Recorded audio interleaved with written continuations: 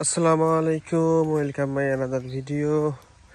তো ইতিপূর্বে আপনারা হয়তো আমার আগের ভিডিওকে দেখছেন, আমার ইরি ধানের জমিতে যে আমি ধান রোপণ করছি, তো সেটা আপনারা অবশ্যই দেখছেন। তো আমার ধানের এখন বর্তমান আপডেট সেটা আপনাদেরকে দেখানোর চেষ্টা করব। তো দেখতে পাচ্ছেন আমার এই যে ইরি ধানের জমির ক্ষেত। তো আমি এবার ধান 28 এবং হীরা 2 নামে যে হাইব্রিড ধান সেটা রোপণ করছি। তো মোটামুটি মাশাআল্লাহ আমার ধান কিন্তু দেখতে পারতেছেন সুন্দর হয়েছে। তো কয়েকটা দিন পর গেলেই আমি সার দেওয়া শুরু করব।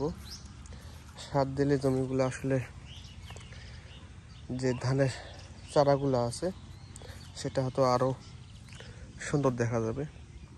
তো কেবল 12 দিন হয়েছে, তো 15-16 দিন গেলে হয়তো একটা সার দিয়ে একটা নিড়ান দেব, যাতে ধানের আগাছা গড়ে একটু নাড়াচাড়া পাইলেই ধানের আসলে সব কিছুই ভাল পাবে। গ্যাস জমির ক্ষেত্রে যে গ্যাস আছে ওগুলো আসলে ভালো হবে। তো পাশে ওই ধান দেখতেছেন, তো বর্তমানে এখন চতুর্দিকে ধানের বর্তমান আবাদ এবার আসলে ব্যয়বহুল, খুবই ব্যয়বহুল। কেননা আসলে সব কিছুর দাম বেশি। এখন উপর আল্লাহর ইচ্ছা, গাছছি তো আল্লাহ ভরসা, এখন যদি রাখে আল্লাহ মারে কে। তো যাই হোক, আমার জমিতে ধানগুলো অনেক ভালো হয়েছে। এদিকে ভালো দেখা যাচ্ছে কারণ এদিকে একটু ঘন করে দিয়েছি আমি খোসা, ধানে খোসা দিছি। এই মুরগি গাছ উঠাই ফেলছে, মুরগি গাছ ঠোকরে ঠোকরে উঠাই ফেলছে।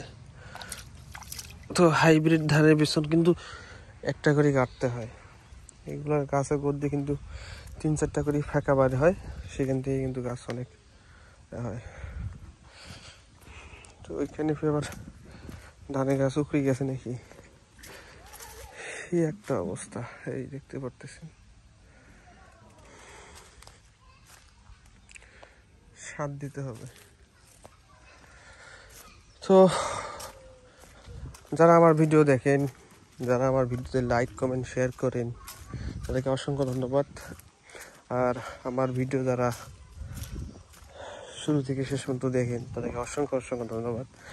আমার ভিডিও ফেসবুক পেজ এবং ইউটিউব চ্যানেলে আমি সবসময় আপলোড করে থাকি।